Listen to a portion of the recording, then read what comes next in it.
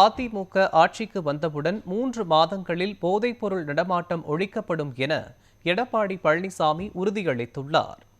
தென்காசி மாவட்டம் கடையநல்லூர் சட்டமன்ற தொகுதியில் வேட்பாளரை ஆதரித்து அதிமுக பொதுச் செயலாளர் எடப்பாடி பழனிசாமி பரப்புரை மேற்கொண்டார். அப்போது பேசிய அவர், திமுக ஆட்சியில் போதைப்பொருள் நடமாட்டம் கட்டுக்கடங்காமல் நடைபெறுவதாகவும், அதிமுக ஆட்சிக்கு வந்தவுடன் 3 மாதங்களில் போதைப்பொருள் நடமாட்டம் ஒழிக்கப்படும் எனவும் எடப்பாடி பழனிசாமி உறுதியளித்தார். திமுக ஆட்சியில் மக்கள் வழங்கிய மனுக்கள் ஆற்றில் மிதந்ததாகவும் விமர்சனம் செய்தார். அதிமுக ஆட்சி அமைந்ததும் திமுக ஆட்சியில் முடக்கப்பட்ட அம்மா மினி கிளினிக் மீண்டும் திறக்கப்படும் என்றும், நியாய விலைக் கடையில் தரமான அரிசி வழங்க நடவடிக்கை எடுக்கப்படும் என்றும் தெரிவித்தார்.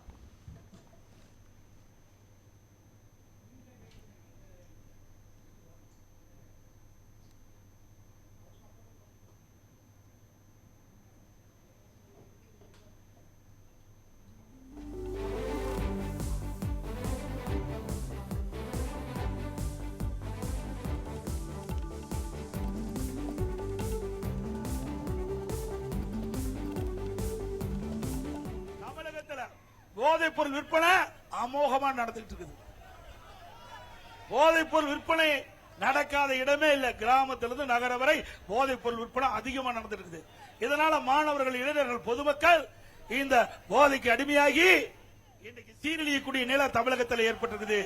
நான் சட்டமன்றத்தில் முதலமைச்சரோட கவனத்தை கொண்டு வந்தேன், அறிக்கையின் வாயிலாக வெளியிட்டேன், ஊடகத்தின் வாயிலாக பேட்டி கொடுத்தேன்.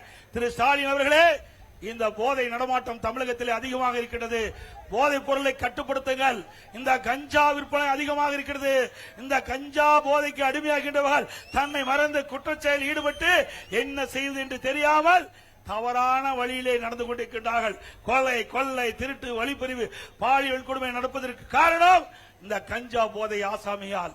ஆகவே அப்படிப்பட்ட நிலைமை தமிழகத்தில் நிலவிக் கொண்டிருக்கிறது. அப்படிப்பட்ட ஆட்சி தொடர வேண்டுமா? அனைத்து இந்திய